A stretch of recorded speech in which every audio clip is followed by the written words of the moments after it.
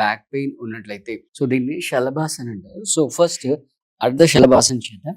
అర్ధ శలభాసన్లో ఇలా పొట్టు పైన పడుకుని ఫ్లోర్ పైన రైట్. సో ఫస్ట్ ఒక లెగ్ అంటే ఇప్పుడు నేను రైట్ లెగ్ లిఫ్ట్ చేస్తున్నాను. రైట్ లెగ్ లిఫ్ట్ చేసి లెఫ్ట్ లెగ్ ని ఫోల్డ్ చేసి లెఫ్ట్ లెగ్ యొక్క పాదం ఏదైతుందో అది రైట్ లెగ్ యొక్క మోకాళ్ళు లాక్ చేసి సపోర్ట్ చేసి ఇలా స్ట్రెచ్ చేస్తాం. సో సేమ్ మళ్ళీ మనం ఇది అదర్ లెగ్ తో చేద్దాం.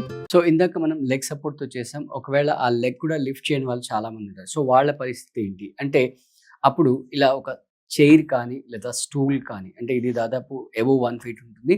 మీరు ఇది కూడా ఇబ్బంది ఉన్న వాళ్ళు ఒక 1 feet హైట్ ఉన్న స్టూల్ కానీ చైర్ కానీ వాడుకోవచ్చు. సో సపోర్ట్తో ఎలా చేద్దామనేది మనం ఇప్పుడు చూద్దాం. సో ఇందాక మాదిరిగానే ప్రోన్ పోస్చర్లో పడుకొని రైట్ 2 లెగ్స్ని లిఫ్ట్ చేసి మీ యాంకిల్ జాయింట్ ఏదైతే ఉందో అది ఆ చైర్ కానీ స్టూల్ కానీ దాని ఎడ్జ్లో పెట్టేసి 2 చేతుల్ని ఫ్లోర్ పైన పెట్టి రిలాక్స్ అవ్వండి. ఇప్పుడు కూడా మీకు ఆల్మోస్ట్ ఆల్ ఇంతకుముందు మనం ఏ విధంగా లెగ్ సపోర్ట్తో చేసామో అదే ఇంపాక్ట్ అనేది వస్తుంది.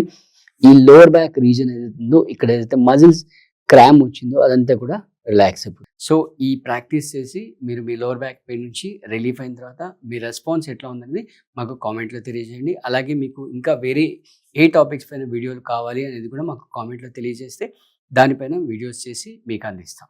Thank you.